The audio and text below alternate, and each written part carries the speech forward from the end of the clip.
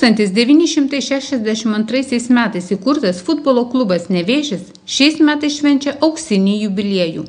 Per 50 metų buvo pakilimų ir nuosmukių, sunkių valandų ir džiaugsmo akimirkų.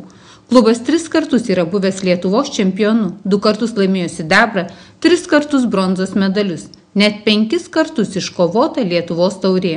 Nevėžis startavo nuo 62 metų, kaip visi žinome, bet reiškia futbolas gyvas jau greitai bus 90 metų kaip Kėdainiuose. Ir prieš Nevėžį buvo atitinkamai kitos komandos, bet nuo 62 metų startavo Nevėžis, kuris lig šios dienos išsaugojo šitą pavadinimą. Ir mes tikrai tuo labai džiaugiamės. Iš tikrųjų, per tą laikotarpį Lietuvoje pasikeitė daug komandų, daug klubų buvo griūties įvairiausios, bet man labai džiugu, kad Kėdainių Nevėžis išliko su savo istorija, su savo pavadinimu ir šiandien tikrai labai džiugu paminėti klubo 50-metį. O iš tikrųjų Nevėžio pradžia tai buvo labai gan stipri, kadangi, kaip aš ir minėjau, futbolo užuomazgos jau buvo prieš tai ir Nevėžis tik pakeitė pavadinimą, nes prieš tai pats paskutinis, jeigu taip žiūrėt, buvo Kėdainių elektros aparatūros gamykla, Kėdainių EAG, taip ir vadinasi komanda, prieš Nevėžį iškart.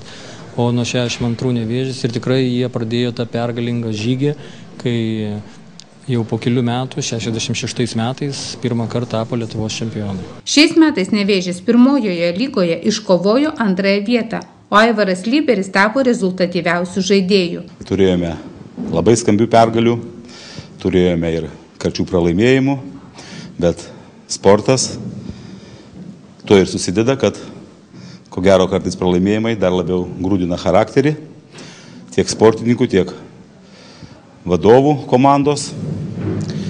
Ir džiugu, kad šiais metais, minint Nevėžio komandos 50-metį, 2 metus iš eilės mūsų reprezentacinė futbolo komanda Nevėžis šalies futbolo federacijos 1 lygoje iškovojo garbingą 2. vietą.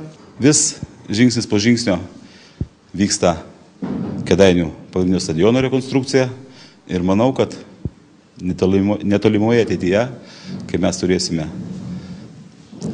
gerai suremontuotą stadioną, neužilgo mes galėtume, kaip minėjau, matyti savo komandą ir aukščiausiame lygmenyje.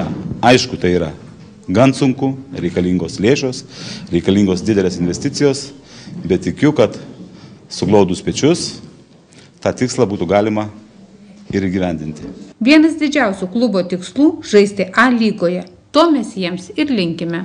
Iš tikrųjų, čia vienas yra iš Nevėžio prioritetinių tikslų – žaisti aukščiausių lygų ir atstovauti Kėdainių kraštą. Bet žinote, kad ir kaip sportininkai gerai žaistų, kad ir iškovoti 2 metai iš eilės sidabro medalį, bet didysis sportas reikalauja finansavimo. Tad šiuo metu kalbame su rėmėjais, kalbame su valdžia miesto ir dėlioja mintis apie ateinančius metus. Aišku, futbolo federacija mus kviečia, mes vienas iš tokių stabiliausių 1 lygos klubų, eilę metų tvirtai lyderiaujantis, tad vyksta dialogas, o kažkaip ir minėjau, viskas priklausys nuo finansavimo.